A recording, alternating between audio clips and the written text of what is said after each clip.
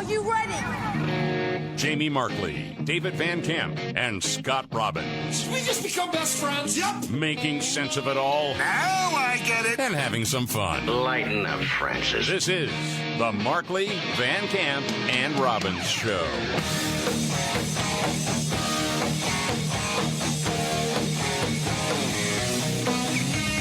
All right, let's do it. The Markley, Van Camp, and Robbins Show. Jamie Markley, David Van Camp, Scott Robbins. Thank you for being here. A lot going on. There'll be a lot of stuff, I think, breaking actually during the show. Mm-hmm. So keeping an eye on a few things. Hang on. Yeah, it could. Let's start here. A possible new CDC director. Yeah, President Biden is reportedly going to be picking a former North Carolina Health Department leader to head up the CDC once the nervous wreck, Rochelle Walensky, steps down. Mm-hmm. Mandy Cohen is her name, and now this audio is making the rounds. It's from about a year ago during a Duke University event where she talked about how she talked with other health officials in other states to make decisions during the pandemic. Okay. I would call, probably the person I called most was the Secretary of Health and Human Services in Massachusetts. She worked for a Republican governor just to, but you know, when she was like, "Are you going to let them have professional football?" And I was like, "Nope." And she's like, "Okay, neither are we." You know, it was like conversations like that. So, or I'd be like, "So when are you going to think about lightening up a mess?" They're like, "Next Monday." I'm like, "Okay, next Monday." Why think for yourself? Wow, man. Why make decisions for yourself? So basically, we're to learn again that the administration wants other yes people in these positions that they can control and tell how to do their job, not bring any sort of fresh ideas or maybe correct the narrative of what was the CDC before, where all these Americans have lost trust in the CDC. You see it in the polling where you'd think, okay, we got to correct this. No, we're going to double down and get somebody worse. Mm-hmm. Well, wow. Yeah, and then she also went on to say, well, there needs to be more of a formal structure when it comes to public health. And I'm like, listen, lady, my crazy aunt on Facebook was right about more things than public health professionals at the CDC during the pandemic, okay? I don't want you people with any more power whatsoever. As a matter of fact, I think we took the label off crazy aunt to just aunt after that happened, right? Yeah. Everybody thought she was crazy. She's not. She was right about a lot of stuff with COVID. Did the Chicago Democratic Party give them a list of names to replace her? Not sure. Let's see, somebody worse than the current one we have. How can we do that? I know. Let's talk to our friends in Chicago. They know how it's done. By the way, and we'll get to this story a little bit later, just talking about the CDC and Rochelle Walensky. There were some texts back and forth between Walensky and the teachers union president. Oh, no. Yes. Talk about controlling the narrative. Mm-hmm. Randy Weingarten, who's a bad person. Bad person. Yeah, text back and forth, influencing policy. Well, that's not happening. It absolutely happened. There are texts now. We'll get to that a little bit later. This is a story that's getting a lot of attention. It should. It's insane. Yeah. David, this woman was being filmed in a bathroom. Yeah. And now she's facing hate crime charges. This is an insane story, even by New York City standards. A couple months ago, a transgender bus driver named Nana Mangual was in the women's locker room at work. He was blasting music, apparently, and a longtime employee turned around and said, "Hey, turn it down. All right, this isn't a disco. All right, just turn it down." Yeah. Then the dude whipped out his phone and started filming her as she was finishing getting dressed. So she's standing there in front of if you can picture it, it's a small locker room. There's the sink, there's the mirror. She's straightening up her work uniform. Mm-hmm. Again, in a locker room. The guy brings out his phone and starts filming her. She turns around, she realizes, oh my gosh, this dude's filming me in the bathroom, and then knocked the phone out of this dude's hand. And a local news station, Pix 11, did a lengthy, sympathetic profile of the dude who was filming a woman in the women's locker room. Well, it's trans hate, David. It's crazy. It is crazy the way they framed this on Pix 11. Here you go. Nana Mangual has faced hate before, but never thought it would happen at her workplace. I was in disbelief and shock. She told me I needed to be in the men's bathroom. And when she realized I was recording, she turned around and physically attacked me. If you had one thing to say to the woman who did this... So hold on, time out for clarity's sake. Attack. Okay, you saw the video. What does attack mean? She hit the phone out of the dude's hand. Yes. Which is a lot nicer than a lot of people I know. Absolutely. But to say attacked me. Attack usually means you're waylaying on somebody. Yeah, but those are those words that they've changed the meaning of over and over and over again. That's why I want to clarify. Safety, attack, all this stuff, right? None of it means anything anymore. Didn't see the story. She slapped the phone out of her hand. The dude is filming her. Yes, that's right. Yes. If you had one thing to say to the woman who did this, what would you say to her? I would say that she caused trauma in my life because I didn't deserve this. Trauma, you say? In his life. Getting a phone smacked out of your hand? Yeah, you were filming a woman in the women's locker room. Dude, you need an ass kicking. I'm sorry. I mean... First of all, okay, to say my first sort of opinion is, okay, you need some counseling if you think that's some sort of attack. But that's a given because this person's mentally ill. Okay? And I guess in some sort of way, you could make the argument maybe needs some sort of sympathy because, well, the person's mentally ill. Because that is a dude that thinks he is a woman. And I know that society just wants to accept that now, but until like 4 minutes ago, that was a mental illness. It still is. That has not changed. And now you keep telling people, no, you belong in this restroom and you belong in here. And now if you don't get your way, you get to talk about trauma and film somebody. No, get out of here. Absolutely, it's crazy. First time I played this video this morning, I could have sworn it was James Earl Jones. What do you mean? The voice. The voice? Because it's down there a little bit. I was afraid for my life. I was afraid for my life. Suffered trauma.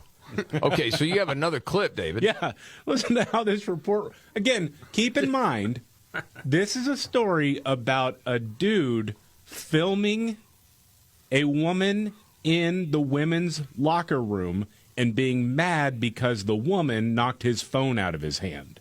And by the way, before we get to the rest of the report, isn't that illegal almost everywhere? You would film anything in a restroom? Right. Yes.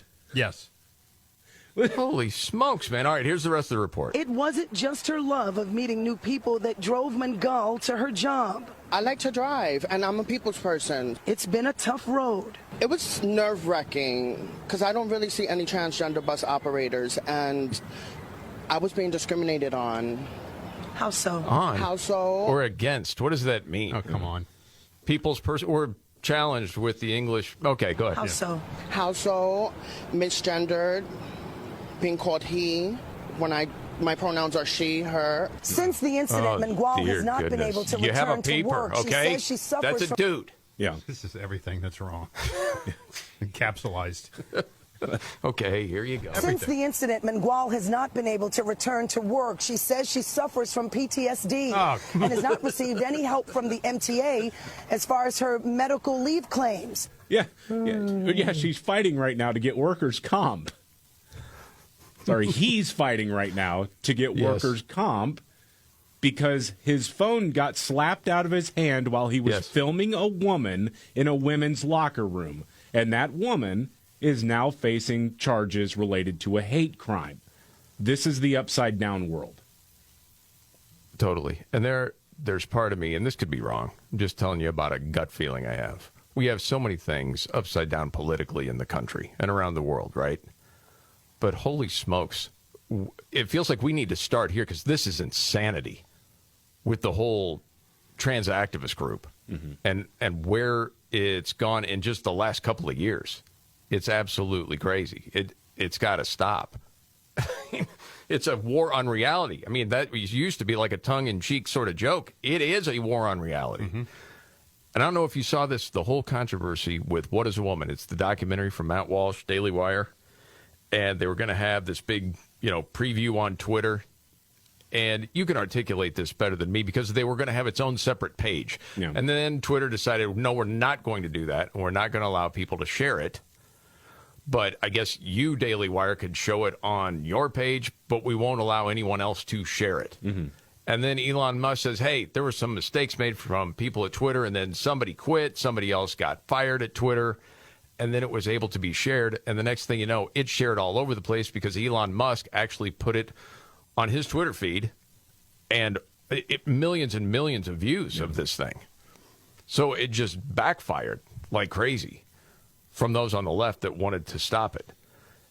And so, wow, 160 million views. Man. Wow. Is where it's at, which is the most streamed documentary, from the way I understand it from the story, in history. Yeah, I was kind of wondering about that because at this point, not only with the actual documentary itself, when it first was released a year ago, but it got a ton of views. Mm-hmm. But at this point, I can't think of another documentary that has gotten this kind of publicity in spite of a massive censorship campaign. Yes. Now, I subscribed to Daily Wire, so I'd seen this a long time ago. Mm-hmm. Remember talking about it on the air and playing a few clips and stuff like that. But they wanted to make it free for, a day, and then they made it free for the weekend. And the thing is, now we have the most viewed documentary of all time, and it's only been reviewed by 6 people. Yeah. And it got absolutely zero coverage in mainstream media news, which is wild. That one clip of Walsh and the women's studies professor on What is a Woman? Oh, that's an all-timer. You know, I just want to hear a few seconds of that clip. It was... What is a woman? Why do you ask that question? I just really like to know. What do you think the answer to that question is? For time's sake, I'll take out all the pauses because there's a massive amount of pauses in between. Well, I'm asking. That's why I came to a college professor who's this is what you do. What other kinds of answers have you gotten? A lot of like this, where you're not answering, and I've gotten a lot of that. So I think it's interesting that you say that some of the people you've interviewed have been reluctant to answer it, and I think that has a lot to do with the questions that preceded it and the way that you've conducted yourself in the interview. How have I conducted myself? How do you think you've conducted yourself? Oh, see, you just really don't want to answer the questions, do you? I came today very willing and enthusiastic about answering questions about women's and gender sexuality studies, which is the work that I do. You wanted to answer questions about women's studies, and so shouldn't the first answer you should be able to provide is what exactly is a woman? Well, for me, it's actually a really simple answer, and that's a person who identifies as a woman. But what are they identifying as? As a woman. But what is that? As a woman. Do you know what a circular definition is? And then it goes from there, man. I do. It's sort of like what you're doing right now, where a woman is a woman. Mm-hmm. Well, because you're seeking what we would call in my field of work an essentialist definition of gender. See? I think it sounds like you would like me to give you a set of biological or cultural characteristics that are associated with one gender or the other. And that's the whole game. And people play along. They don't need to. And I think we're seeing the tide turning. I really do. Where people are pushing back saying this is absolute nonsense. It's a mental illness. Mm-hmm. It just is what it is. So, yeah, I'm sure there'll be much more on this, throughout the day and the week. Okay. David has a story about the mass shooting that the media doesn't care about. And also, teachers have been assaulted the last few months all over the place, more than we had heard. We'll get to that as well. Coming up right here. All right. The Markley, Van Camp, and Robbins Show. Jamie Markley, David Van Camp, Scott Robbins. So the mass shooting the media doesn't care about, David. What's the story? Ali, I saw this video. It was in Chicago last Wednesday, but we're getting more details about it now. Newly acquired video. This is from CWB Chicago. A newly acquired video shows 4 people, at least 2 armed with automatic guns, unleashing a torrent of gunfire in Chicago on Wednesday evening. The shots left a 14-year-old dead and at least 3 others injured. That qualifies, right, as a mass shooting. 4 people shot. Yes. In the video, it is insane. You see these kids walking across, I think a couple of teenagers and then somebody in their 20s, walking across this vacant lot, and then they take aim. They post up near a street corner. They take aim, and boom, full auto. just unleashing down the street. Again, killing a 14-year-old boy. And then later, as the cops were processing the crime scene, a 16-year-old boy fired a gun at the cops as they investigated the shooting. He was charged yesterday with 6 counts of attempted murder of peace officers. And yet, for some reason, this isn't splashed across all the headlines. I mean, if this happened in a school, in a mall, something like that, this would be the big story. But it's inner city Chicago, so the media, because they're all racist, say, who cares? Doesn't fit the narrative. No, it doesn't. But I think that is a fair question to ask. So why do you not cover this? Is it that you don't care about the people of color in these neighborhoods? Is that what it is? Of course that's what it is. Yes. That's exactly what it is. That's part They don't of it. care. They don't care. But you say you need these weapons of war off the street. Right. That's what you call them. So isn't this an example of that? You don't want these people to die. I mean, when you talk about that's the 259th mass shooting this year, whatever stat it is that they'll put out there on Good Morning America or the Today Show. And this is one of those, so why do only some of them get covered? Well, because then I think reasonable people would start asking the question, wait a minute, you've got some of the toughest gun laws in America, not only in the state of Illinois, but specifically in the city of Chicago, and yet somehow that hasn't done anything to dissuade people from killing each other with guns. Yeah, they need to close the loophole of selling weapons out of trunks of cars. Yeah. Apparently there's a problem there. Yeah, they always talk about the gun show loophole. Exactly. I don't think these young men were going to a gun show to pick up firearms. And they weren't going down to Dick's Sporting Goods. They weren't, no. I was having a conversation with a buddy of mine yesterday, and we were talking about, and not just this issue, but so many different issues plaguing America. And the conversation was, do you think that most people know by now what's really going on? And my side of the argument is, I don't think so. And, I mean, these are generalized comments. But if you look at, like, 18 to 30-year-olds, okay, at least by research, most are getting news maybe on Snapchat or, social media somewhere. There's never two sides to a story. To just kind of, get a couple of lines, a quick video, and then an opinion is formed. Or, you have a number of people that will just never watch, whether it's a Newsmax, Fox News, anything other than CNN, NBC, whatever. How would they ever know? Mm-hmm. Especially with this gun issue. And that's exactly what it reminds me of.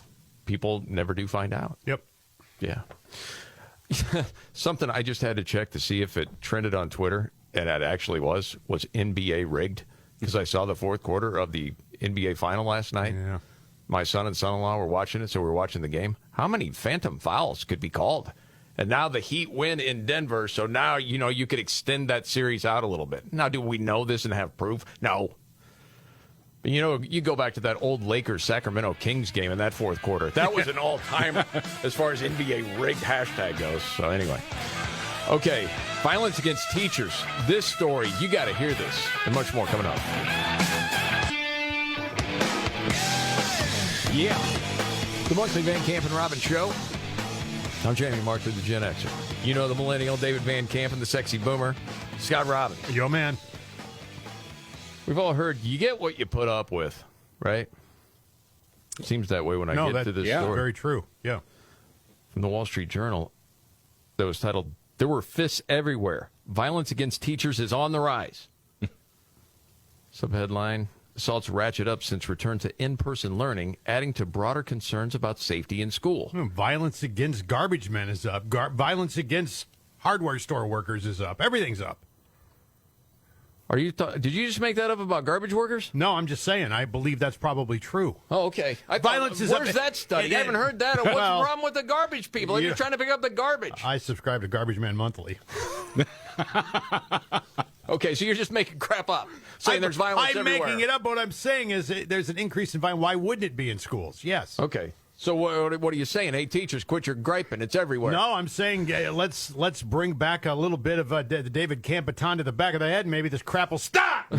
Okay. So I'm reading this story, and of course you get more infuriated with every paragraph, thinking the difference is this wouldn't have been put up with before. No. It would have stopped because there was discipline in schools, and it's gone. And so as you're getting into the story, and it says across the United States, violence against teachers has ratcheted up since the widespread return to in-person learning. From September through May of the current school year, the number of assault-related workers' compensation claims filed at some 2,000 schools in different regions of the United States topped at 1,350, a 5-year high. Okay, that seems like a lot. And then they talked to the public sector practice leader at Gallagher Bassett, who's doing the research, saying we are witnessing the highest levels of frequency, severity, and complexity for these kinds of assault claims when compared to the last 4 complete school year calendars. So it goes on to talk about there's been some that have been high profile, like the 6-year-old boy that shot the teacher in Virginia. Crazy. Some other stories. But nationwide, the American Psychological Association, survey of nearly 15,000 teachers and staff, this is from July 2020 to June 2021, 14% of teachers reported physical violence from students. Man. Hold on a second. What? So for every 20 teachers, you got 3 that said, yeah, I was assaulted? Yeah. Doesn't that seem high? Wow, man. That seems rather high, and I wonder where all the surveys were taking place. It doesn't say. It just says across the United States. 49% of teachers said they wanted to quit or switch schools. It says while teachers are frequently hurt intervening in fights, some are targeted. The incidents go along with more attention on violence in schools more broadly, including fighting and bullying around students. And so, again, you go through this. I mean, isn't it somewhat of an easy fix? I know these are complex issues. I don't want to make it sound incredibly easy, but okay, you assault a teacher, you're gone. You're not coming back to school. First of all. And then as soon as there's disruption, you got to get out of the class. Or the other kids can't learn. We've seen this in study after study after study, especially in urban schools. The other kids in the class don't have a chance because of 2 or 3 in that classroom. Right. You got to get them out. Right. Yeah. No child left behind. No, we're going to have to leave behind some, or they're all going to get left behind. Yeah. Fools make true. their choices. Yeah. I mean, and they need to be punished. I remember even in my high school that I went to, the first high school that I went to, even then, back in my day, I'm only 36, but even then, it was basically it was a 3-strike thing. If you get suspended more than twice, like the 3rd time, you're expelled for disruptive behavior, something like that. You're out. But as we see with criminals right now, everything is so pro-criminal, you're right back out on the street. Right, well, exactly. and you get your wrist slap. Okay, you assaulted the teacher. Well, don't do that again, okay? That's not nice. Or they'll bring in a psychiatrist to straighten out why you did these things. Oh, man. No, I agree with you. The school resource officer comes in and lays it down. I'm not fighting with you at all. No, I agree with you 100%. Yes. President Van Camp would never stand for it. Oh, no. And that, I think I would probably get impeached for this, but to me, it's the baton to the back of the skull policy. Yes. You start mouthing off, you're going to get a baton to the back of the skull. I mean, this is, I think, a great example of a couple of people that align quite a bit politically, but then have some different ideas. I've said this before, and maybe this sounds soft.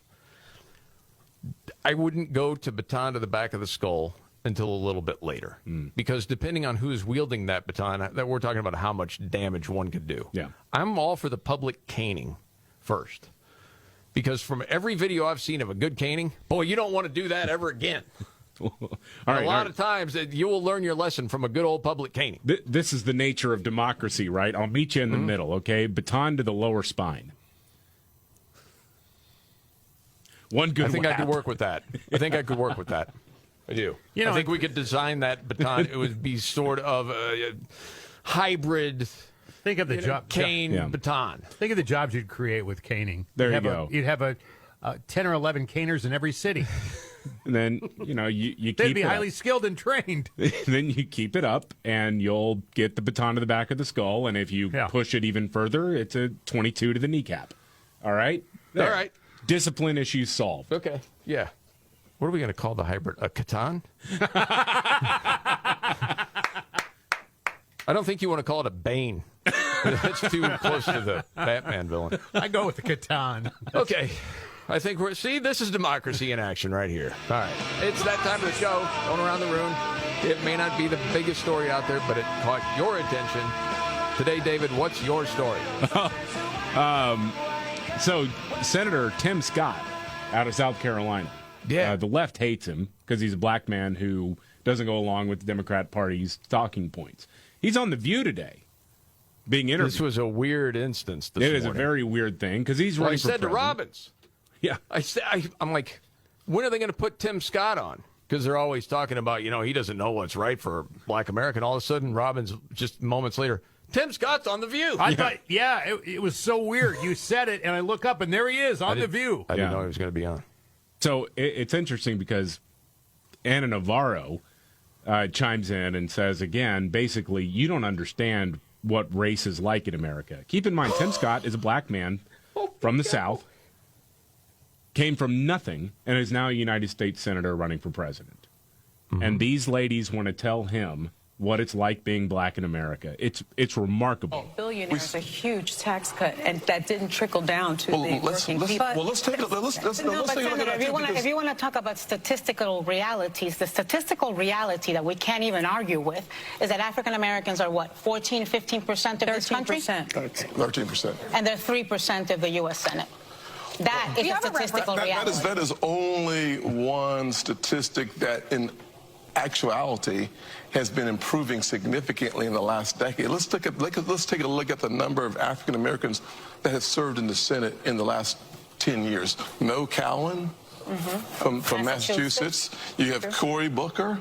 You have myself. You have Kamala Harris. You have Warnock. So the fact of the matter is that in less than the last decade, we've had about half of all the African Americans who've ever served in the Senate in the last decade, which means that this nation is making measurable progress in real time. And if we focus on that and continue to make progress, we will fulfill the notion that this is a nation that can become more perfect. And what I am concerned about... not with too many... Blah, blah, blah, blah, blah. Actually arguing with this guy about actual facts here. It's remarkable. And when he starts to talk... They just want to yap. I mean, like he doesn't know. I would just say, I don't know why New York has been dragging its feet on electing a black senator. Boy, it seems pretty racist to me. Oh, I'm just saying. I mean, in California, had one African American senator, and then Joe Biden said, "Well, I don't like that. I'm going to make her my running mate so we can get another white person in there." I think they actually went with a Latino guy, but anyway. Yeah, it's interesting. The state of Pennsylvania didn't elect a black man, but they did elect a stroke victim who once chased a black man with a 20-gauge shotgun. Boy, isn't that the truth? And the whole thing is, just my gut feeling. If you polled most Americans, are you going to be able to measure how, blacks in America are progressing by the amount of black politicians there are? I'm guessing not. It's how many black citizens are doing better than the generation before.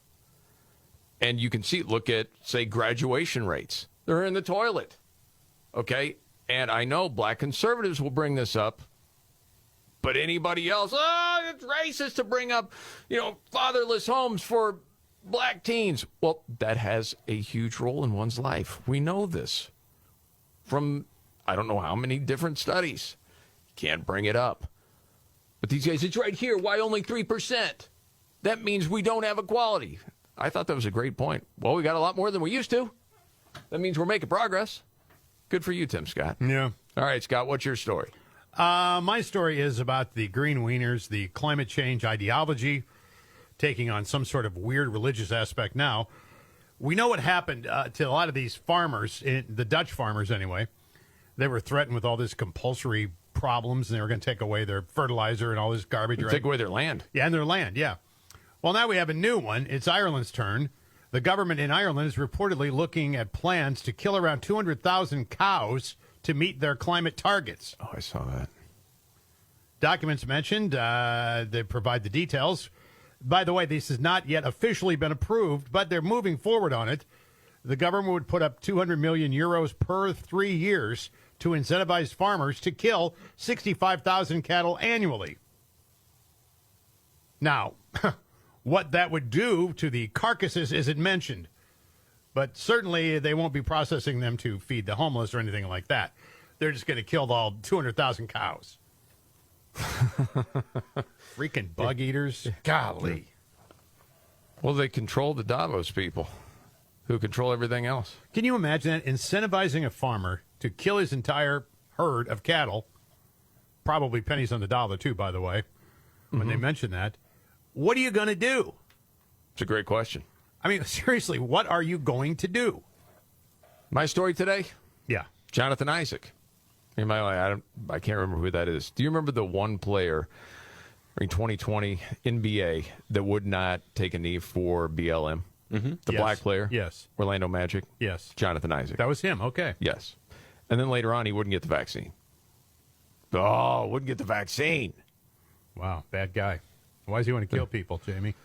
Well, I think, you know what? I have a clip of him at the time he was explaining it as far as why he did not want to get the vaccine. I think there was. You decided. Yeah, he decided. Well. What's up, Will? Thank you so much for having me. A lot went into my decision for not, deciding to get the vaccine. For starters, I've had COVID in the past. I've come to understand that our reactions in terms of immunity by natural infection is robust and long-lasting. Okay, I want to stop right there. Remember when he got shredded for that? Yep. He was right. Of course he was. Jonathan Isaac has announced an anti-woke sports apparel brand. Wow. That he's starting called Unitus, Unitus. Said, this was his quote. You have companies that are, in the field, per se, that can have all of their different causes. And they have made a conscious decision to either attack or undermine Christian values, conservative values, and things like that. And I think they have the free choice to do so. As much as I disagree, but I feel we also have the freedom to create what we want to create. So his latest venture would sign athletes from various sports and establish an infrastructure that allows American families to purchase sports apparel from a company aligned with their values. And I appreciate that because it's easy to sit back, gripe, and moan about whatever, but to say, no, I think we'll start our own brand. You don't feel good about buying Nike with all their causes or Adidas that just put their tuck packages in the female swimsuits. We'll create our own. I'm like, good for you. So I'll be looking forward to that. Unitus is what it's called, from Jonathan Isaac. Well, I hope he can survive. Jamie Markley, David Van Camp, Scott Robbins. So Ron DeSantis not corporate enough? Is that what I'm to understand? Yeah, this is a weird line of attack. Former UN ambassador, South Carolina Governor Nikki Haley is running for president. Not really sure why, but you mean running for vice president? That's for right. Trump? Probably something like that. Okay. During a town hall on CNN, she launched an odd attack on Ron DeSantis because apparently it's bad for him to be going after Disney. I've heard this before. Okay. So here you have DeSantis, who accepted $50,000 in political contributions from Disney. He went and put their executives and their lobbyists on prominent boards throughout Florida. And he went and basically gave the highest corporate subsidies in Florida history to Disney. But because they went and criticized him, now he's going to spend taxpayer dollars on a lawsuit. It's just like all this vendetta stuff. We've been down that road again. We can't go down that.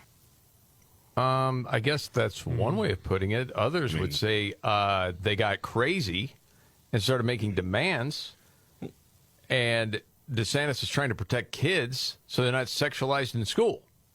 Well, it's very odd to me, too, that you would bring up the fact that they donated, like, whatever it was, $50,000? Yeah. So he can't be bought. That's your message?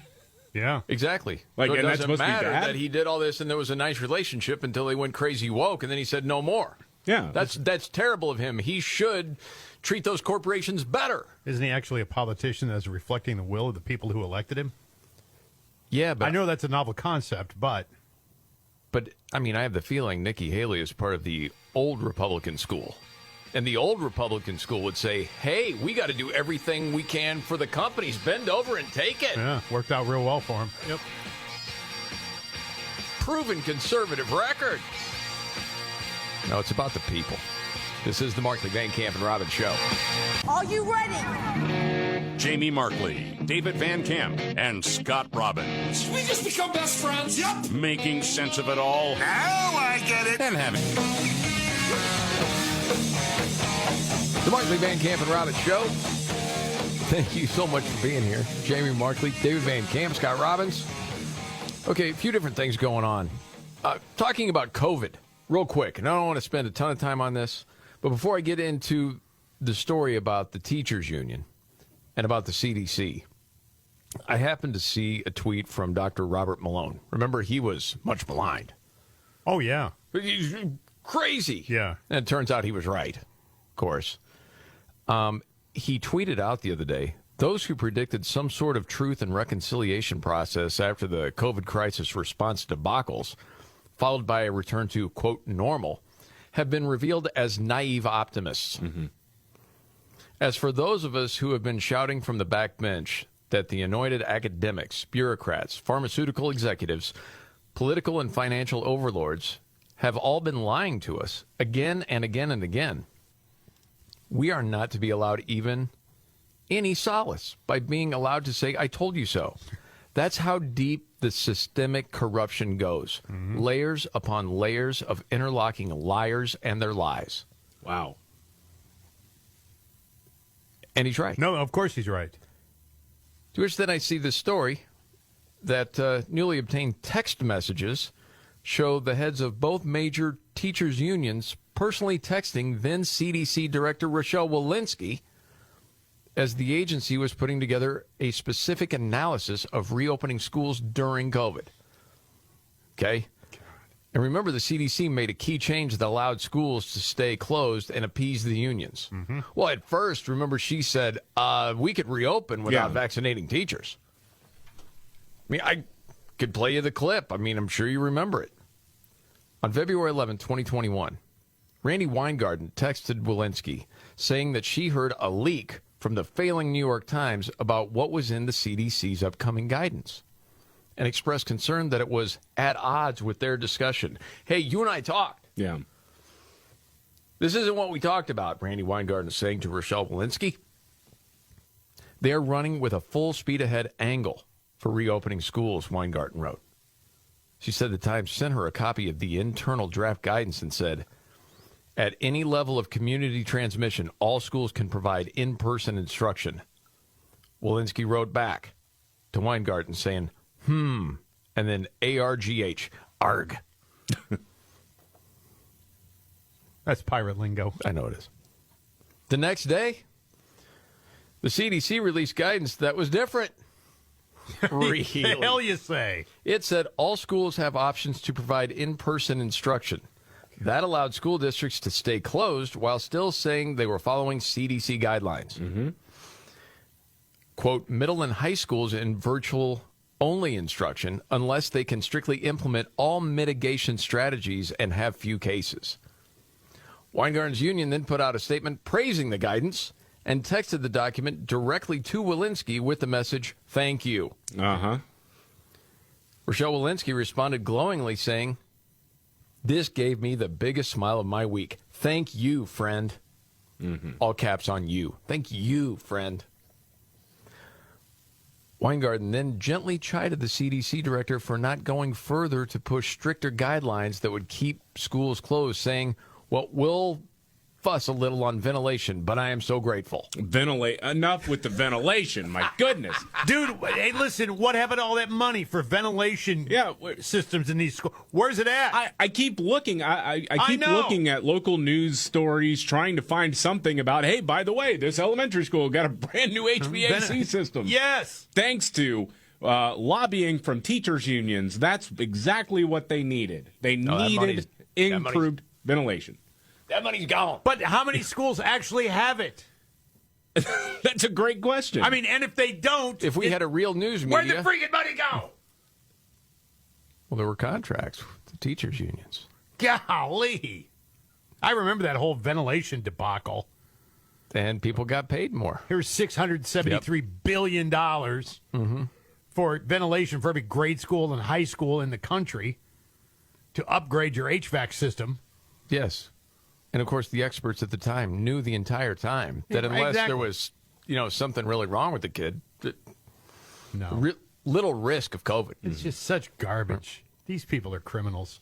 Yes. They are criminals. I don't disagree with you at all. Golly. All right, switching on to other things. You have a clip of Ron DeSantis, David? Yeah, I thought this was kind of interesting. Last week, Donald Trump made a surprising statement that he's over the term woke because no one can define it. No one knows what it means. I mean, I think Donald Trump himself defined it pretty well when he said everything woke goes to bleep. I think that's a pretty good assessment of what woke is. But his top rival so far in the Republican presidential primary, Ron DeSantis, was asked to define it. And, well, here's how he put it. Okay. Look, we know what woke is. It's a form of cultural Marxism. It's about putting merit and achievement behind identity politics, and it's basically a war on the truth. And as that has infected institutions, it has corrupted a lot of institutions. So you've got to be willing to fight the woke. We've done it in Florida, and we proudly consider ourselves the state where woke goes to die. That's really well said. Yeah. Cultural Marxism. Yes, it's upside down. It's an assault on truth. Yeah. Pretty well done.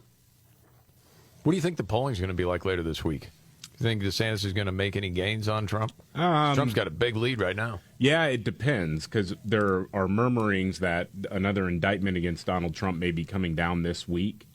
Right. And this one has to do with the classified documents. And, I mean, again, the way that the Biden administration is playing this, they know that any indictment will bump up Donald Trump in a Republican primary, because a lot of us say, you know what, you're right. The deep state is going after this guy. They are. And they are. That's objectively true. Obviously, they are.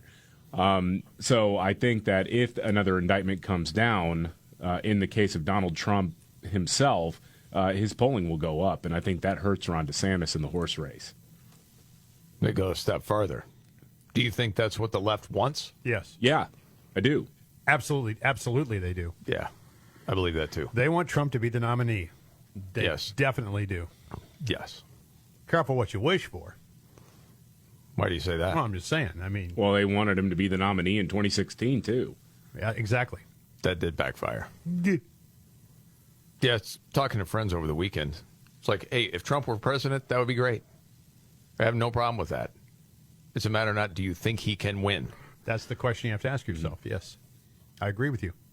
And are there enough people that didn't vote for him last time that maybe voted for him in 2016 that would vote for him again? Maybe. If it gets, as it has continued to get crazier and crazier just day by day throughout the United States, and the assault on reality, maybe. But there are plenty of people that have made up their mind they would never vote for Trump. Right. I think that's the fear. But we shall see. Okay. So big story over the weekend, at least for the Talking Head shows, Biden falling down.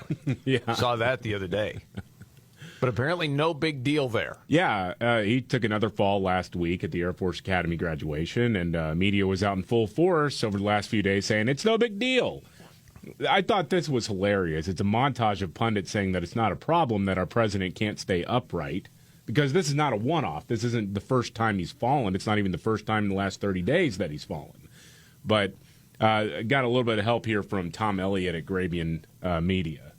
Okay. All right, roll it. Does anything about this warrant the questions that, of course, we're seeing predictably in some quarters about his fitness for office? No, not at all. Presidents do fall. They do. They trip and fall. You know, it's the advance team or whoever's fault that they put a sandbag in front of them. I tripped in my own house. I fell recently. Well, it was actually about 3 years ago now, come to think of it. It's painful to watch people trip. It's the worst. And in public. Are you kidding? It is the worst. Bruce Springsteen took a fall on stage. That is excellent context. No, I it's told not. you the other day, he's running upstairs. Yeah. There's a difference. Stiff gait there. What, the sandbag? Whoop. Because I can't look down. Because I am like a robot. That's the way I move. That's a completely different thing. And again, man, it's not like, oh, man, everything else is cool. He fell once. The guy can't remember who's alive and who's dead. No. He doesn't know where he is. They indicted the sandbag today. Hearing starts soon. My gosh, dude. Who calls someone Dr. Pepper? Thank you, Dr. Pepper. What? Dr. Pepper? Huh? Dr. Pepper, and thank you, Chancellor. Dr. Paper. Pepper. Whatever, man. Peter Pie, pickle, poop. I missed it. Is Mountain Dew there? Fun fact, Dr. Pepper was the first person to summit Mountain Dew. When he was working class in Scranton, he went with Dr. Thunder because it was cheaper. When he got to the top of the mountain, he proclaimed Yoo-hoo. Yes. Unreal. Okay. Sports news from the world of soccer over the weekend. Oh, dude, did you see this? The U.S. women's soccer team, the reigning World Cup champions, did a friendly match against a Welsh club. Wrexham is what they're called, I think. What's his name? Ryan Reynolds bought the team recently, so that was the tie-in. So you got these older male players playing against these women, and well, they lost 12-0. The women 12 to nothing. Wow. It was a 40-minute long match, modified time schedule. Wrexham managed to 40 minutes. Yeah, 40 minutes. So considerably shorter less than a regular half, match. yeah. So if they had kept going, we were on pace for a 25-0. Somewhere around there, yes. Yeah, they scored 7 goals in the first 20 minutes. And then oh my god. The shot count was 39-5. Oh god damn.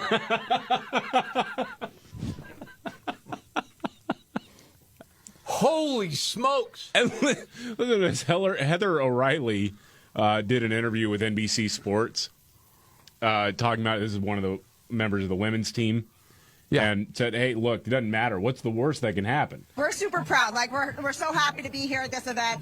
Hopefully we've proven to anybody, like, just go for it. Just live, right? And it's like, what's the worst thing that can happen? We lose 16-0 to Wrexham.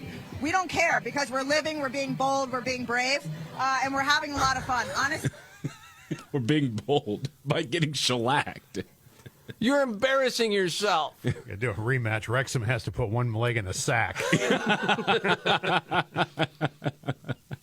Well, I mean, I don't have the story in front of me. It was years ago now that it was like, wasn't it 15 or 16-year-old dudes? Yeah, it was like a prep school thing or like high school aged male soccer players that defeated them. I mean, destroyed them.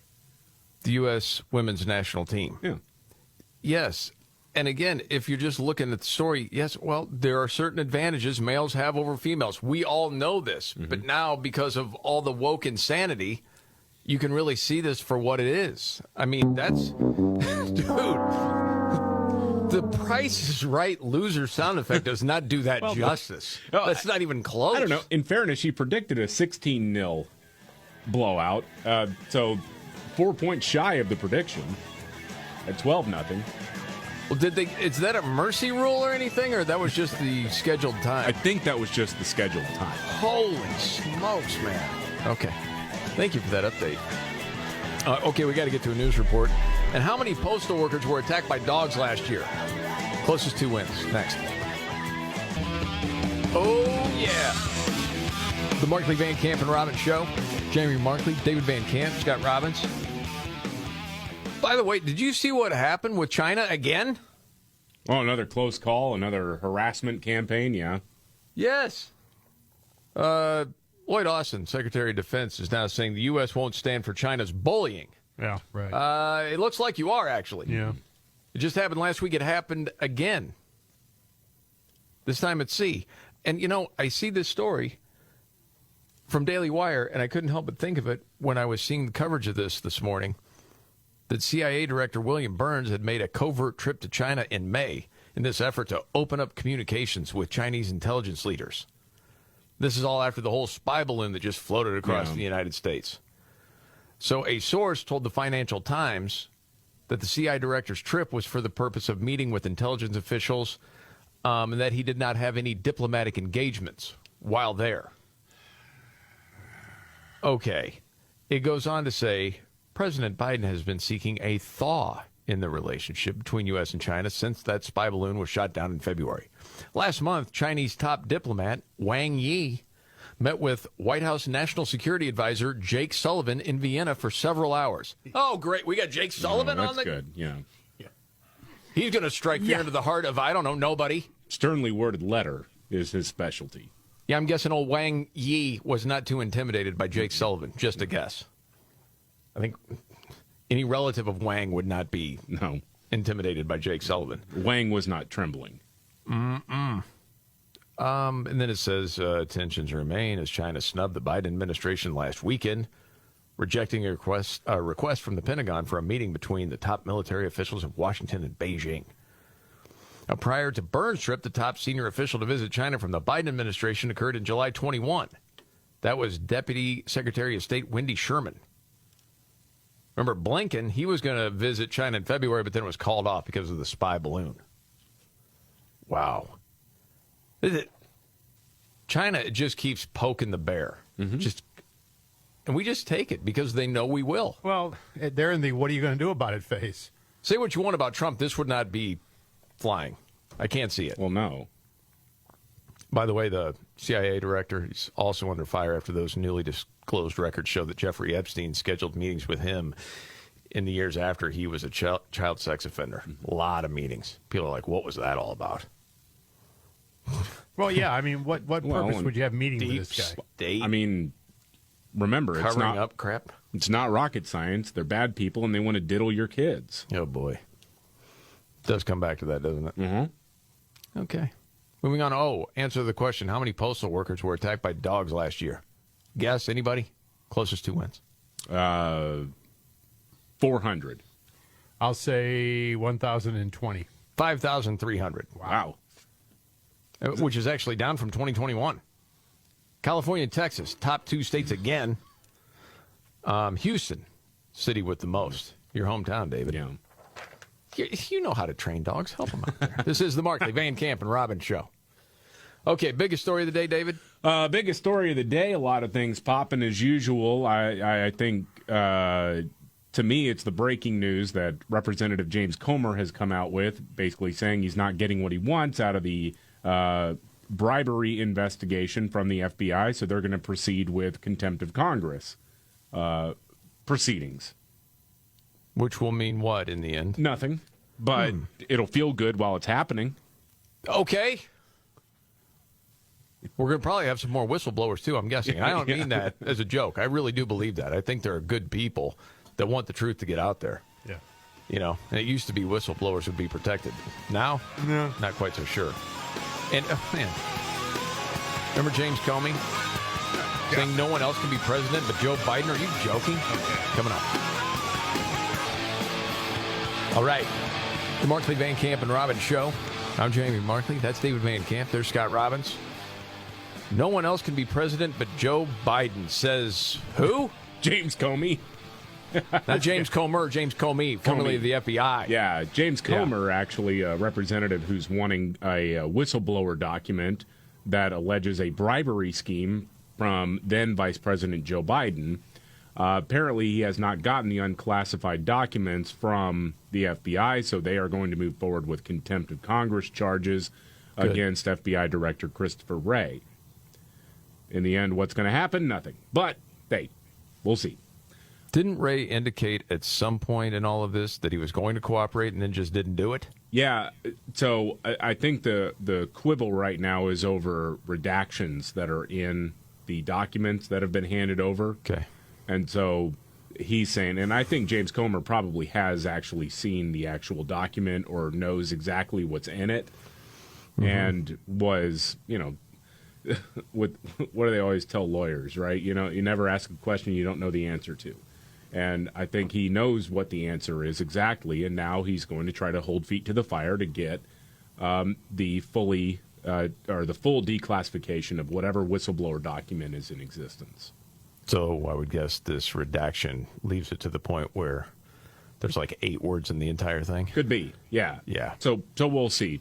But anyway, former FBI Director James Comey, the guy who oversaw an effort to use the FBI to overturn the election of Donald Trump, yeah, he's talking about law and order now and says Joe Biden's the only guy who can be president because of that. He was asked who he's voting for in 2024. This was during an interview with former White House Press Secretary Jen Psaki. He's got a show on MSNBC now. Okay, roll it. It has to be Joe Biden. Why? Why? And I'm glad he's willing to serve. It has to be somebody committed to the rule of law, committed. This guy. Stop. You're a joke, dude. Damn. The last No grasp shame. at any sort of interview at all for any reason. Wow. Committed to the values of this country. And I'm not talking about policy. People can disagree about policy. There are things above those disagreements that all of us should think about the same way. The president must be someone who abides the law and our Constitution. And there's no one else but Joe Biden. Mm-hmm. No one else but Joe Biden. No one else. But Joe Biden, who is, well, his son is currently under federal investigation because of, well, potential bribery.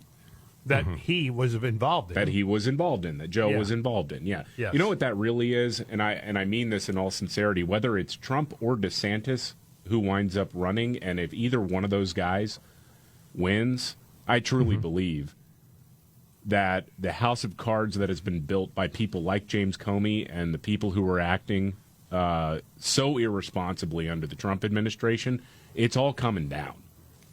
My whole gut when he was talking was, I desperately need Joe Biden to protect me and so many others. Oh, yeah. In the FBI, Yes. CIA. Yeah. Yeah. The artillery motive is there. Yes. Yeah. Because the way he says it has to be Biden, because there's rumblings that Joe Manchin may run, and certainly there's Robert Kennedy Jr. But no, can't do anything like that. It has to be Biden because he can be controlled. Well, Joe Manchin's going to run third party, the plaid ticket. Oh. So boring. Do you think he's going to do it? Manchin? Yeah. Oh, probably. He's got to stay relevant somehow. He's going to lose his seat. That could be. Probably. That could be. Wanted to share an interview, not an interview, an opinion piece actually from the Wall Street Journal, and this is about electric vehicles. Okay. We've had these different conversations for a while trying to understand what is really truth when you're talking about carbon emissions, all of this stuff. And, you know, some highly respected people that have been in these fields for a long time have said electric vehicles is not the answer when it comes to, quote, green energy. I mean, hydrogen's a better alternative, to be honest with you, especially because of all the minerals you need for the batteries for the electric vehicles, right? And not long after that, Toyota come out and said, we're looking into hydrogen. We don't know that the future is going to be electric vehicles. Now there is a massive backlash toward the head of Toyota. And it was laid out in this piece from the Wall Street Journal talking about how Toyota discloses its CO2 emissions and has pledged to make all its vehicles carbon neutral by 2050. Saying, oh, that should please people, right? Yeah. The climate people, whatever. But progressive investors are seeking to oust the chairman, Akio Toyoda, which is spelled with a D, D-A, Toyoda, and are pushing a resolution a week from this Wednesday at their shareholder meeting to make Toyota disclose its climate-related lobbying. So it gets deep in the weeds, but basically, you drill it down, they are unhappy with this guy saying what he has said about electric vehicles. And for a while, it sounded like hybrids would be a good way to go for a while until people wanted to go all electric, that sort of thing. And so as Toyota has talked about the hybrids, you had the progressives, especially the investors, freak out. No hybrids. We can't have that. And, well, the chairman emphasized that battery-powered EVs are not the only way to achieve the world's carbon neutrality goals. You know, saying our hybrids and the plug-in hybrids are alternatives to battery-powered EVs. So in a memo to auto dealers in April, Toyota explained the challenges to go full EV or electrification. They said most public chargers can take anywhere from 8 to 30 hours to charge. You know, I did not know that until I read this article. I didn't. They could take up to 30 hours. 8 to 30 hours to charge. Yes. Wow. So to meet the federal zero-emissions vehicle sales targets, 1.2 million public chargers are needed by 2030. That amounts to approximately 400 new chargers per day. And of course, the United States is not meeting that goal. We've said, I don't know how many times, we don't have the infrastructure. Toyota also noted that more than 300 new lithium, cobalt, nickel, and graphite mines are needed to meet the expected battery demand by 2035.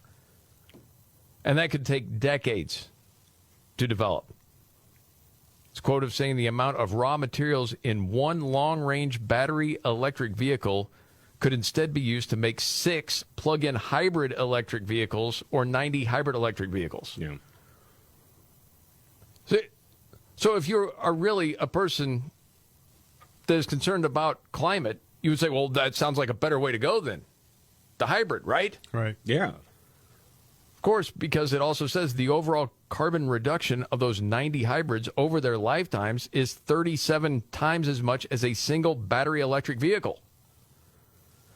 These inconvenient truths undermine the climate, religion, and government mandates.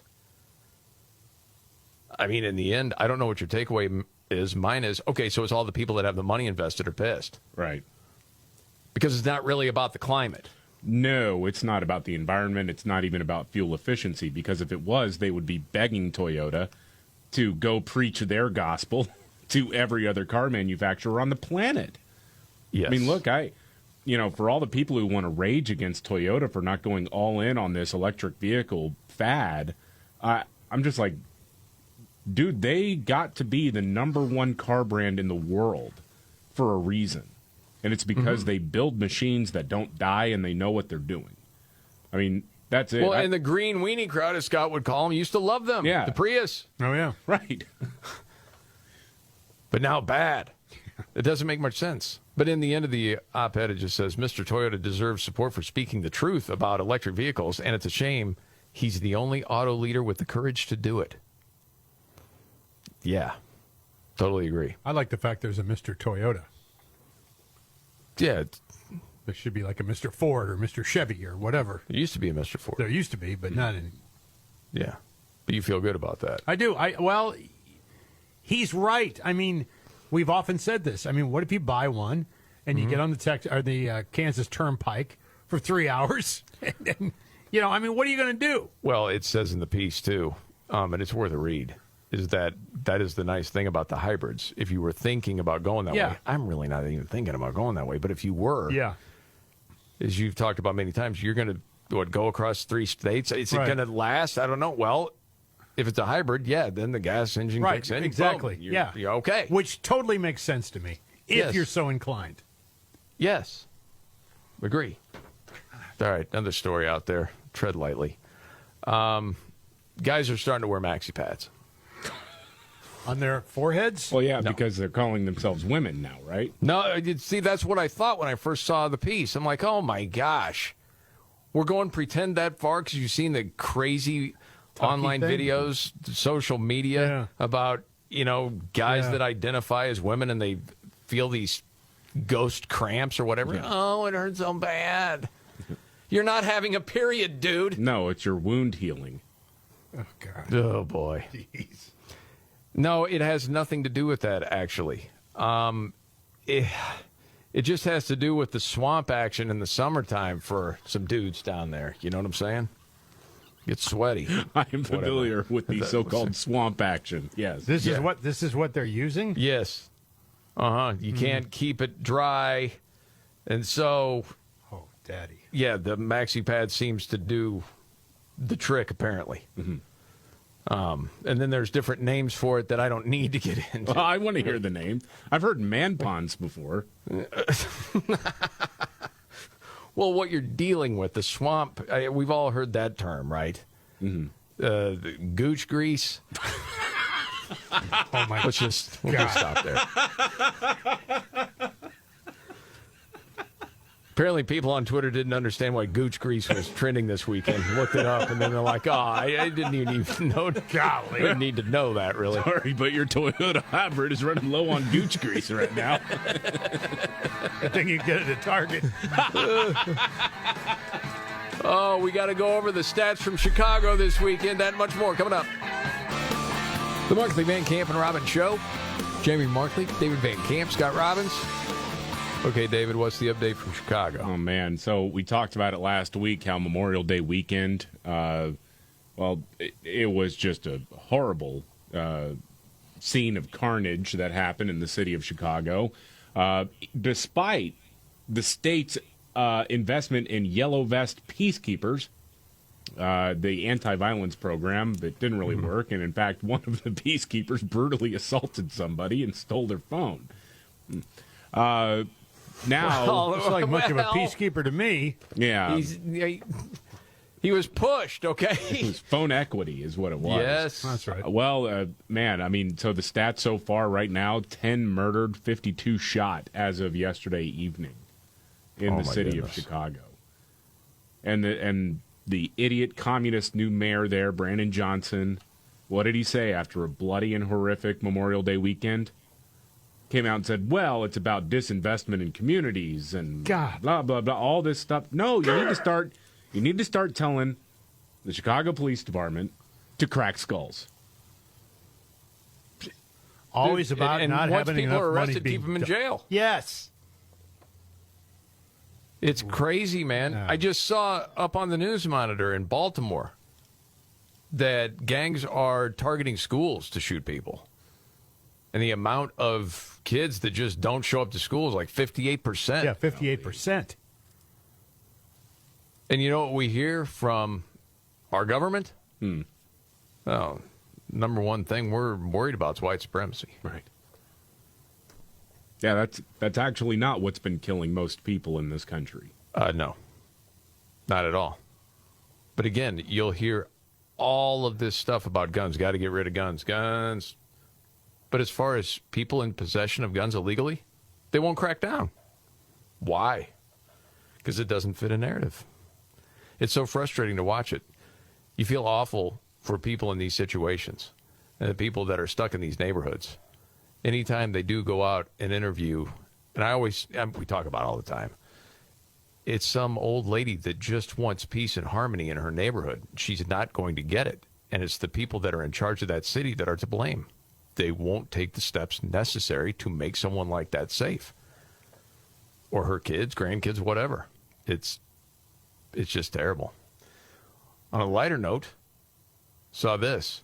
Some fans of the show Yellowstone don't know what's going to happen. Word is Kevin Costner and Taylor Sheridan have fought, and Kevin Costner's going to be done on that show. I did not realize that he has a 4-part Western franchise called Horizon. And I'll give this to Kevin Costner. When he gets behind something and invested, he'll put his own money into it. He mortgaged his house to make this pet project. He's reportedly raised half of the $100 million budget himself. So $50 million of his own money. And now people are saying, you also heard that he was getting divorced. I'm just going to say, yeah. And it kind of came out of nowhere. He was surprised. This is all from, the New York Post. And sometimes there's, the different People type magazine stuff where it's a source is saying. But it was that his wife left him because she was tired of his obsessive commitment to his work. And then you put another $50 million into something that's your own money. Before the divorce is final? Mm-hmm. Well, it's a 4-part Western franchise. I mean, it could be really good, but is it worth that?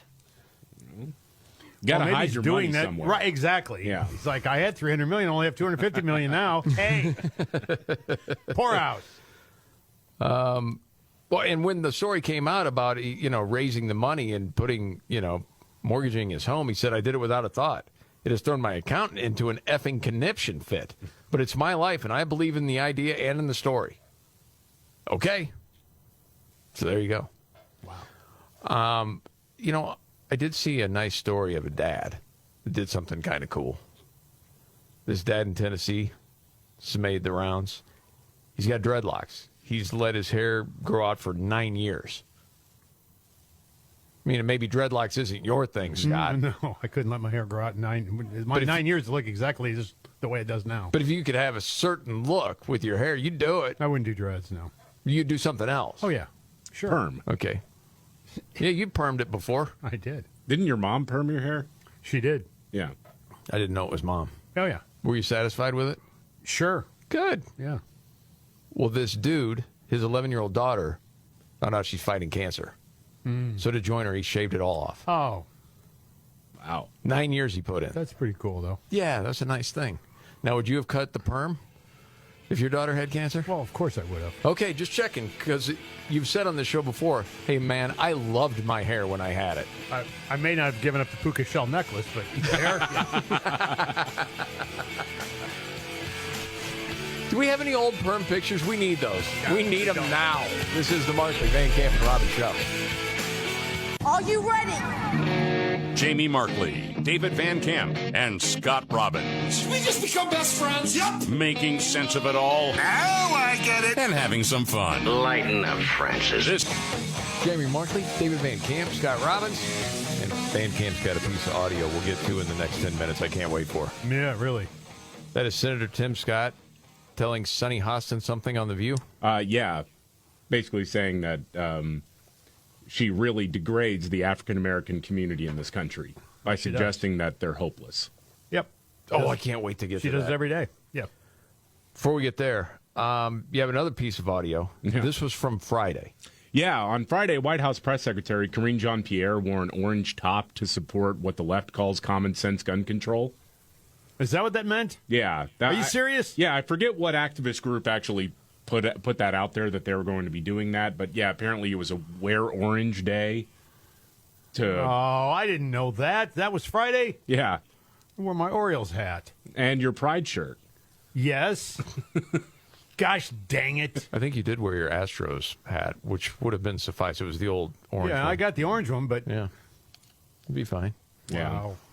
Wow. But then she was asked a pointed question, of course, presumably referencing Hunter Biden's problems with drugs and, illegally acquiring access to a firearm. This is from Jackie Heinrich from Fox News. Okay. Should someone who's a drug user be able to possess a firearm? I'm not going to get into tit for tat on this. I'm just not going to. Go ahead. You're not? I thought you were all about common sense gun control. I know. You were wearing the orange top, right? These people really give away the game, right? Because as soon as it's something that could be potentially politically damaging to them, meaning that while Hunter Biden was in and out of rehab, he lied on a background check form in order to purchase a firearm. That seems like if you were really about the cause, it doesn't matter who the person is, right? It's that, no, you are not allowed to purchase a firearm, and if you are caught lying on that, you could potentially face jail time. Correct. Maybe she's just a crossing guard. You know. She would suck at that, too, I'm guessing. Oh, yeah, right. She'd get all mixed up. Yeah. It was just a disaster outside of the school. You bring that up, and I don't know, this could get deep in the weeds. I just bring it up. Matt Walsh did the documentary, What is a Woman, with Daily Wire. Yeah. There is a PhD student at Brown University who keeps threatening to murder Matt Walsh. Yes. School doesn't do anything about it, right? But that question came up, all right, should that student be allowed to purchase a gun? There's no answer. Mm-hmm. I mean, you're threatening someone. Yeah, to kill them. Yes. Yeah. You want to see them dead. Right. See, that only works one way politically. It's interesting how that happens. Yeah, that's a crazy story in and of itself. It is, too. Jeez. Okay, wild story out of Haiti. I don't know if you've heard anything about this. And if you go back a couple of years, remember the president was assassinated at his home? And since then, they've had a massive gang problem. You know what? And to say that is an understatement. As I get into this story, you'll understand. But this caught my attention, and this was a Daily Wire story, that crime has gone down in Haiti because of a brutal vigilante campaign Have you guys heard about this? Mm-hmm. Yep. Okay. So the failing New York Times had reported that the brutal vigilante campaign started in late April when a group of people overpowered police in Haiti's capital, Port-au-Prince. They had taken 14 alleged gang members into custody. Okay? The vigilantes broke in, then took the suspects outside after they overpowered police, doused them with gasoline, and burned them to death. Yeah. Look at David's face. Well, yeah, that's bro. a deterrent, for sure. Yes, it is. And so you're like, well, that seems to be a bit much. You go on with the story. You're like, is it? Since the 14 suspects were executed, civilians have reportedly killed at least 160 additional gang members in the area. Going John Wick on them? Oh, my God. Yeah, no kidding. Yeah. Yeah, and it says burning gang members alive appears to be one of the vigilantes' preferred methods for dealing with these thugs. The report said that the vigilante campaign has led to a sharp drop in kidnappings and killings attributed to gangs. Well, I bet it has. I'll bet. I'm waiting for somebody to say they should have been electrocuted instead of gas being thrown on them, though. Maybe. People in the areas infested with gangs have reportedly feared leaving their homes for a long time and often face extortion. In less than a 10-day span last summer, nearly 500 people were murdered in the city, leaving many afraid to even go buy food. That's how bad it got. And this one resident said, before the end of April, every day someone passed by and demanded that I give him money because of my little business. When I had no money, they took whatever they wanted from my table, and this happened at any time of day. And so these people were just held hostage day after day after day, and finally, they got it together and said, we've got to do something. This is what happens. Yes. There's an executive director of a group in Haiti telling the New York Times, the reaction of the population after years of gangs imposing their law can be attributed to self-defense. Gangs are supported by certain authorities, politicians, and business people. At almost all levels of the police force, gangs have links with police officers. The police do not have the means to systemically and simultaneously confront the growing gangs. So that's why people are now taking the law into their own hands. Wow. Yeah. And I couldn't help but think of what's going on in Mexico with the cartels running everything. Nothing happens without it getting by the cartels if those stories are true. And it looks like they are. And if you're just, what are the people going to do at some point? Now, I don't think that the gangs in Haiti are anywhere near what the cartels are in Mexico. But man, well, that's why you got to have law and order, man. Yeah. Well, no, I mean, no, the Mexican cartels are way more well-armed because Obama sent them a bunch of guns. Oh, yeah. Yeah. There's been so many crazy stories over the last few years. But the one where El Chapo's kid, it's cartel, and then you've got the Mexican authorities, and they had to give up. The authorities had to give up because they were outgunned by the cartel. It's usually the other way around. I think about this story. And people are like, yeah, that's another day in Mexico. Right. Holy smokes, man. You think about this story and the vigilantes that are being formed in those parts of the world because it's lawless. And people got to bring law and order themselves in order to get some kind of control over it. Yeah. You think about, remember Bernie Getz? The subways in New York? I was a senior in high school. Yeah. Yeah, crime like in the subways. Bernie right? just vigilanted it himself. Now, I'm not saying that's the thing to do or the right thing to do because it didn't work out too well for Bernie. I can't even remember all the particulars within that story, but I remember the name for sure. He went under these subways when crimes were being committed, and he just wasted some people. Yeah, didn't he? I can't remember, man. Did he waste some people that were not doing anything? That was they just the looked alleged. wrong? Yes. I can't remember the whole. Yeah, well, there was all particulars. kinds of technicalities involved here, but for the most part, he got tired of seeing it. That was in his mind. Now he was a little disturbed, granted, but.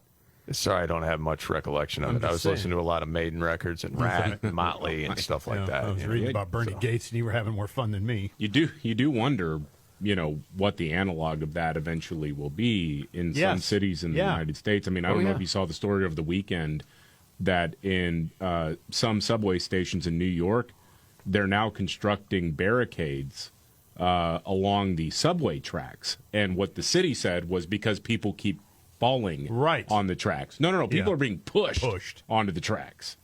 Goodness, yes. By insane people. Yes. That once you find out, well, who are they? Oh, yeah, they've been, in and out of jail forever. And should be in jail right now, but are not. But they entertain people. Okay. Great. Did a great Michael Jackson once. That's what I hear. Okay, David, the Ireland story. This is crazy. Yeah, well, in Ireland, they're wanting to meet some climate goals, and government officials are scrambling now after their plan to kill off 200,000 dairy cows to control the weather was exposed. I saw the joke over the weekend, man. This is how sick the climate cult is right now. They're sacrificing animals to the gods of the climate. Yeah. It was part of a modeling document, according to the government, not a final policy decision. But this is part of a deliberative process. And so they're saying agriculture is Ireland's single biggest greenhouse gas polluter, accounting for 35.5% of the country's emissions in 2021. And with farming emissions rising, apparently, that is just not going to do for the nation's climate goals. So they're talking about culling the herd a little bit. Oh, boy. Which I would think that Ireland, of all places, would want to avoid something that could trigger a famine. But I could be wrong. That would make sense. By the way, I happen to watch the Conor McGregor docuseries on Netflix. I want to watch that, yeah.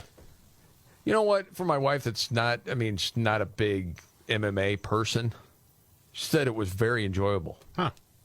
So, yeah, man. That's the good thing about some of those docuseries when it deals with sports. There's enough storytelling that if you're the one really invested in it, you maybe have someone else that might want to watch. If it's done well with storytelling, I've watched a number of different things that I wasn't that interested in until you get sucked in. Right. That was a pretty decent one. You also know, as you're watching one of those, this is kind of how the subject wants you to see them. Yeah. Because Conor McGregor, if you're not familiar, he's very brash, especially in his heyday, would say some really controversial things. But he really sort of pivoted at one point where he was coming off as very classy. Talk about respecting his opponents and things like that. And my daughter came in and saw just a part of one of those and she says he just seems like so classy, like he just doesn't say anything bad about anybody. I'm like, okay, as soon as this episode's over, we're going to YouTube it. Yeah. And then it was like the best trash talking of all time. Sure. Yeah, it was a completely different thing. So yeah, that was certainly a lot of fun. All right, we got a lot of stuff to get to yet. Trump's Fox News town hall. How many viewers does it get? Because Fox has been bleeding badly since Tucker Carlson left. Need to get to that. And then, okay, misgendering. How big a crime is it? Straight ahead. The Markley, Van Camp, and Robbins Show. Jamie Markley, David Van Camp, Scott Robbins. Almost forgot. We got to get to this audio from The View. Tim Scott. Yeah, South Carolina senator or Republican out of, again, South Carolina. Tim Scott running for president. He was on The View today going into the Lion's Den. And man, it was remarkable to look at him staring at Sunny Hostin, one of the hosts of The View, who is, rabidly racist on all fronts. She literally thinks there's no way for black people to succeed in America without being killed by police. And that really all they need is the government to teach them how to live, and that white people are the worst people on the face of the planet. And Tim Scott addressed her directly. Awesome. One of the reasons why I'm on the show is because of the comments that were made, frankly, on this show, that the only way for a young African-American kid to be successful in this country is to be the exception and not the rule. That is a dangerous, offensive, disgusting message to send to our young people today, that the only way to succeed is by being the exception. I will tell you that if my life is the exception, I can't imagine. But it is. But it's not, actually. It's been 114 years. Yeah, so the fact of the matter is we've had an African-American president, African-American vice president. We've had 2 African-Americans to be secretaries of the state. In my home city, the police chief is an African-American who's now running for mayor. The head of the highway patrol for South Carolina is an African-American. Still in exceptions. In 1975. What did she say there? Exceptions. Still exceptions. Yeah. Which that is true, but also most white people are not senators. And when you look statistically, what do you actually mean by success of a population? Because a majority of African Americans are at least middle class. But for race hustlers, that is a career-ending piece of information. Right. And that's what she is. So she's going to fight it with everything she's got. There was about 15% employment in the African-American community for the first time in the history of the country. It's under 5%. 40% homelessness. And 50% of African Americans. 50% of the folks in our community. Get 13% of the population. You have a chance to ask the question. I know that I've watched you on the show that you like people to be deferential and respectful, so I'm going to do the same thing. True. So here's what I'm going to suggest. I'm going to suggest the fact of the matter is that progress in America is palpable. It can be measured in generations. I look back at the fact that my grandfather, born in 1921 in Sally, South Carolina, when he was on a sidewalk, a white person was coming, he had to step off and not make eye contact. That man believed then, with some doubt now, in the goodness of America. Wow. Think he changed any opinions at all today? That is a really good question. I got to think that there's got to be at least a handful of people who realize that maybe all their problems isn't because the United States is a terrible place. Maybe it's because they're just bitter old women. They hear this guy speak. He lays out a case very, very well. Mm-hmm. And maybe, just maybe, there are a handful of these lonely liberal women who put down the sangria and decided to maybe think about things a little different. Yeah. I want to be an optimist today. Yeah, I think that's true. People's attitudes and opinions do change. It does get harder as you get older, but I've seen it many, many times, just given the information. So, I mean, I think that's the thing. You got to get the information out there. Yeah, I don't know. It's just one day, though. You know? Well, here's a different story. Do you remember the girl, and her name is Blake Allen? She's a 15-year-old student athlete, suspended last year because she spoke out about being made uncomfortable by the male student that was allowed in the girls' volleyball locker room. Yes. And her dad was the soccer coach. He spoke out, and then he got fired. Right. Okay, they filed suit against the school. Well, a recent settlement in the case awards $125,000 to them and their attorneys, which is the legal group Alliance Defending Freedom. Also calls for the reinstatement of the dad as the soccer coach and scrubs the pair's records for any reference to the discipline that they faced. Okay, that's a good thing. They had to fight it. They did. The dad said, you know, this is taking a toll on our family, both close and distant. And it showed us who will and who won't support us, even if they don't agree with our values. Her punishment wouldn't have been reversed had we not filed the lawsuit, and I wouldn't have coached again. Yep. So you got to fight. Got to keep fighting and get the information out there. This is the Markley, Van Camp, and Robbins Show. Okay, David, biggest story of the day. Biggest story of the day is, to me, James Comer, Republican representative, going out and saying that the FBI is now claiming that the whistleblower document looking into Joe Biden as vice president with a bribery scheme is actually part of an investigation, so they're not going to hand over an unclassified version of that to Congress. So James Comer says, well, that tells me one of two things. One, it tells me that it looks like the FBI actually does have the goods on Joe Biden. And two, we're going to hold a contempt of Congress hearing against the FBI. More on that, Trump's Fox News town hall ratings, and the Robbins trifecta coming up. The Markley, Van Camp, and Robbins Show. I'm Jamie Markley, the Gen Xer. David Van Camp, the Millennial, the sexy boomer, Scott Robbins. Okay, so China taunting the United States, I think that's at the very least. Yeah. It happened by air last week, by sea. What is going on? And, of course, a lot of people are having the conversation amongst themselves. This would not be happening if Donald Trump were president. They see how weak Biden is. They can control him. That's sort of the thought. So John Kirby, and what's his official title? National Security. He's the guy who actually comes in and answers hard questions when Karine, I fell down a well as a toddler, Jean-Pierre, really isn't up to the task. So the question's coming in, and here's your rando from ABC asking. The United States contemplating any kind of response to back China down from its increased aggressiveness? We have continued to convey that message to them. I mean, obviously, we're not in control of their military and their military assets or their military leaders. We urge them to make better decisions about how they operate in international airspace. We urge them to make better decisions. We've heard this before. Yeah. And we don't control their military. Yeah, nobody said you did. Duh. And C-space, whether they acknowledge those rules of the road or not, they are the rules of the road. And for a nation like China that continuously touts international law and sovereignty and territorial integrity, you would think that they would understand when a vessel or an aircraft is operating, in fact, in international airspace and C-space. We're going to keep standing up for those rules of the road. We're going to keep standing up for that international law. And as I said earlier... You're going to keep standing up for it by saying what? We want you to make better decisions? That's how you're going to get her done, John? Really? I mean, you know how that works. Doesn't sound real effective. Talk about rules of the road, man. I mean, if you habitually drive on the wrong side of the freeway, a cop is going to stop you before you hurt somebody or kill somebody.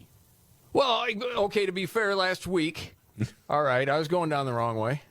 The cop stopped me and nicely said, I'd like to discuss this with you, and I want to urge you to drive on the right side of the road. Yeah. And now I can't control your vessel, he went on to say. Yeah. But I would like to strongly suggest it because there's rules here. I'm like, oh, gosh, I forgot about the rule. Okay. And then you peeled out going the wrong way down the interstate again. Yeah. And then he sent you a sternly worded letter in the mail. Yeah. Did you see how close that ship was to our ship, though? Yes. I mean, you could see the Chinese guys with their hands doing the John Cena thing. Yeah. I know. Can't see me. Yeah. Well, and to tell the rest of the story, honestly, so my wife was in the passenger seat while this happened, and she was playing the part of Frog, and I was the bandit, and she flipped him off while I burned out in my TA.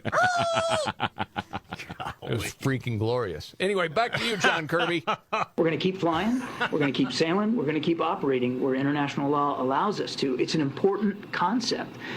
Freedom of navigation, whether it's in the air or on the sea, it's an important concept that the United States is going to continue to stand up for. What a lame response. So weak. It is. It's like comically weak. Wow.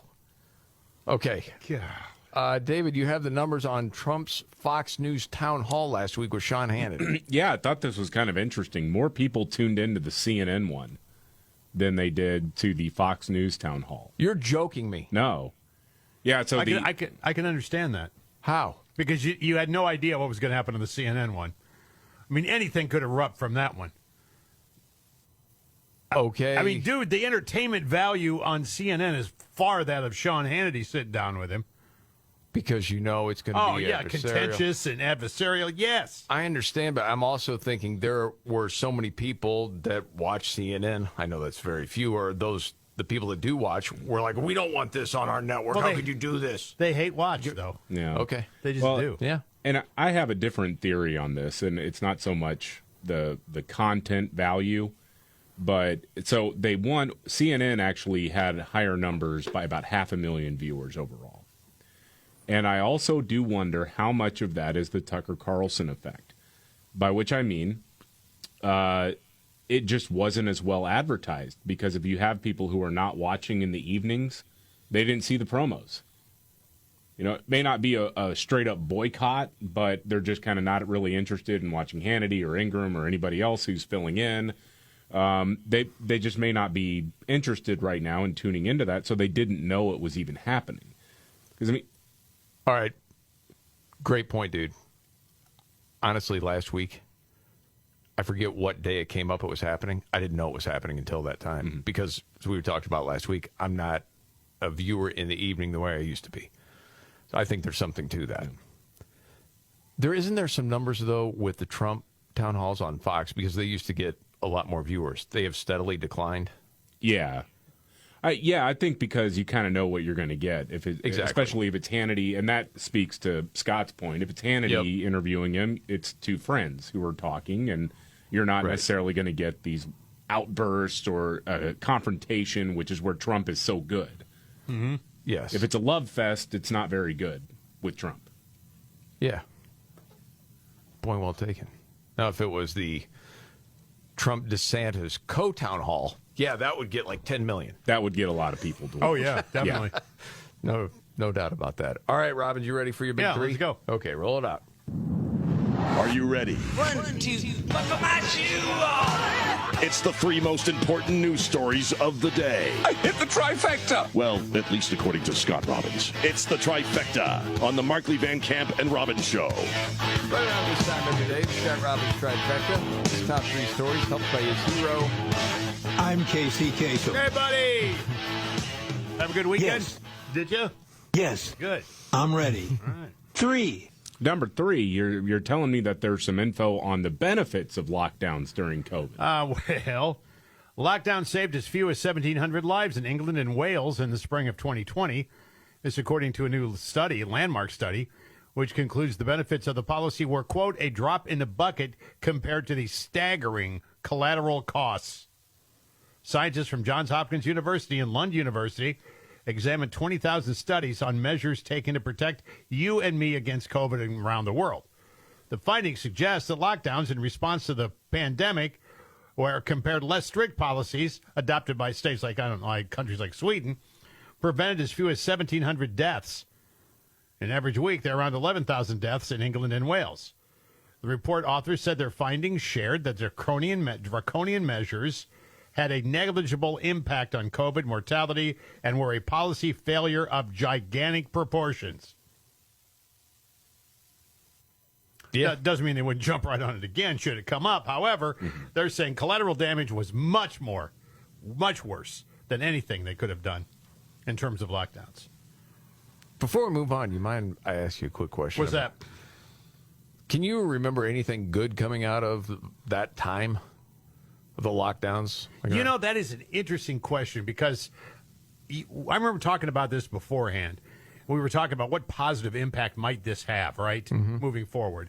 And the thought then was maybe families being together more frequently or more often, maybe that would strengthen the families. Yeah. Ideally, we were thinking that. Of course, that's not what happened. But outside of that, no. By the way, I think it did happen with some families. Really? Do you? Because I don't know, man. I think it but depends at the time on the when I was saying... I think it probably does depend on when the I was family. saying, you know what? You're trying to make the best of a terrible situation. Yeah. And I mean, we played more board games. We did that sort of stuff. We enjoyed each other's company more. And no one wants to go back to it, but there are at least a few decent memories. Yeah. With all that. But I remember you were negative net through the entire thing. Yes, my wife and I had the time to expand our family. So yeah. There you go. There were a lot of people in that boat. Yeah, it was just me and my 2 cats. Oh, that's right. And you kept cranking Little River Band. I think you were stuck on Lonesome Loser. Is that too... No, that's Is that too fine. brutal? That's fine. That's probably close to the truth, actually, so... No, you weren't listening to Air Supply No, I mean, like you Little River you Band. couldn't have a social life. I know. I mean, you know, you couldn't go out with buddies, couldn't go out with women, you couldn't go out with anything. I mean, it was brutal. But you could have buddies over to the place. Well, some, because everybody was freaked out, man. Everybody was freaked out. To even get together at your place? Well, you know, I live in a complex, so, yeah. You know, it was a little more dangerous. I remember going to the store. I remember the gas station, the first time I went to the gas station. Yeah. It's like 1 o'clock on a Sunday afternoon. No one's there. Yeah. It's like tumbleweeds are rolling across the pumps, and they're open, but it's like I fully expect to see no one in there. I know, man. That was crazy. wild. Now, on with the countdown. Oh, thanks, Casey. Scott Robbins trifecta, top 3 of the day, up to number 2. Number 2, someone believes that refusing to give your kids genital mutilation surgery should be child abuse. Yeah, the Massachusetts Commission of LGBTQ Youth recommends parents be held liable for child abuse if you don't allow your kid to receive transgender medical procedures. The Independent Commission advises others in state government on effective policies, programs, and resources for these youth. The Commission's recommendations for the fiscal year 2024 include extensive coverage for sex change in order to incentivize care, as well as anti-bias and racial equity trainings for possible hospital public staff. Just asking a question then. Yes. If you're looking at 85, 90% of people that have had gender dysphoria, yes, right at around 12, 13 years old, by the time they're 18, it's gone. You're saying that what you have to do, yes, okay, if you're right, is, puberty blockers or a sex change operation, whatever. Okay, that's not exactly playing the analytics game there. But you're saying it's hateful if you don't go forward with it. Well, they're saying that your kid should be taken away from you. Mm-hmm. No, that's not going to happen. If you don't, give them what they want. Mom, I want to be a little girl. No, son, you're not. Well, I want to be one. And if you don't do it, I'm going to call the authorities. Yeah, that's worth going to war over. Really is. I agree with you. That's insane. Absolutely insane. Say it again. It's worth going to war over. Okay, yes. Now, on with the countdown. Scott Robbins trifecta, top 3 of the day, up to number 1. You're telling me there's a new anti-theft effort in Chicago. Yeah, several Chicago Walgreens right now are debuting something they call their new anti-theft stores. You can only browse 2 aisles. The rest of the store is locked away and needs to be ordered from a kiosk, which they'll go get for you once you pay for product. Now, there are a few pushbacks going on here. Really? One of the locals there said this is just racial profiling. He's a neighborhood peacekeeper, by the way. Mm-hmm. Okay. He says, I don't understand why they had to move everything to the back of the store and lock it up. There's crime everywhere. This is racial. This is racial profiling. That's why you're wrong. There's not crime everywhere like that. Customers? Why don't you trust your customers? Because you're stealing things from me. That's why. Or you could be like San Fran and just close them all down. Yeah, do that too. I like this though. You go in with a kiosk and you tell the kiosk what you want. Yeah. And then you have to pay for it before you receive it. Yes. That makes sense to me. Well, of course. Because again, people keep stealing stuff. What else are you going to do? I mean, steal ATM cards, I suppose, and use somebody else's to get whatever it is you want. And there you have it. The Scott Robbins trifecta, top 3 of the day. Thank you, Scott. Yeah. As always. Okay. There's much more to get to. Oh, we got to get to another news update. And then there's Nimrods in the news. How does cocaine end up on a hot dog? Okay. Wow. Think about that one. Don't stop with your dirty mind. It's coming up. The Markley, Van Camp, and Robbins Show. Jamie Markley, David Van Camp, Scott Robbins. News update, David Van Camp. Hey, remember when the cousin of Black Lives Matter co-founder Patrisse Cullors died after a confrontation with the police in Los Angeles? Yes. That was back in January. Keenan Anderson was his name. He'd been trying to carjack someone. Then he resisted arrest. They used a taser on him. Hours later, he died. His family sued or tried to sue the city of Los Angeles. There were protests. Patrisse Cullors went out there saying the cops murdered him, saying in part, quote, he spent the last 10 years witnessing a movement challenging the killing of black people. He knew what was at stake, and he was trying to protect himself. No one was willing to protect him. Representative Adam Schiff said, we must not shrink away from the need for justice for Keenan Anderson. Accountability must be transparent and swift. Well, the coroner has finally put out results of the autopsy. I don't know. Okay. They got a hell of a union. They can take 5 months for that or 6 months for that. His cause of death was an enlarged heart and cocaine use. Oh, so it had nothing at all to do with the police. No. I see. Another lie told. Okay. On a completely different topic. I had not heard this before, but curious if you knew this. You're going to a wedding. Guest, female, trying to figure out what to wear, wears a red dress to the wedding. Do you know what that means? I don't know. It means she slept with the groom. Really? You wear red if you slept with the groom. Yeah. That made its round made its way all over social media. And people are like, that's an old wives' tale. It's not true. And then there's this big debate online if it's true or not. It's weird. I was wondering why my mom wore red at my sister's wedding. That was weird. People are saying, no, it's just because it's taking attention away from the bride because red gets attention. That's why you don't do it. Other people are like, no, I've heard that's true before. Wow. Fox News has a whole story on it. It's just, really? So that's one of the ones you want to avoid. Or there might be some people thinking, oh, she slept with the groom. That sort of thing. It's just weird, man, because thinking about, like, when you got married, Robbins, and all those women, it looked like a St. Louis Cardinal home game. It's like all these women wearing red. It was crazy. You know, I made that up. I wasn't there. I know you weren't there. And if they're surprised it didn't work out. When the going gets tough. Damn it, this is too hard. The dumb get dumber. All right, Ian. It's Nimrod's in the News on the Markley, Van Camp, and Robbins show. I love the poorly educated. Again, it was a joke. You know, kidding. I wasn't there. Long before I met you. I didn't know you then. No. Okay, Nimrod's in the News. Oh, how does cocaine get on a hot dog? That's the question. Did you ask for it? No, this was in New Mexico last week. Female customer goes to a Sonic drive-in, ordered a Coney dog, bit into it. Whoa, what's that? Oh, that's a plastic bag. What's it? That's some kind of powder in there. Turns out that was a baggie of cocaine. Oh, man. Fortunately for her, she did not ingest any of it. She called the cops. They arrest this 54-year-old dude who worked at the Sonic. He inadvertently placed the baggie in her order as he was preparing it. So then they go back and look at the surveillance footage. And you can see him getting stressed looking for the baggie everywhere. He had bought it earlier in the parking lot. He was arrested, and that's Nimrod's in the News.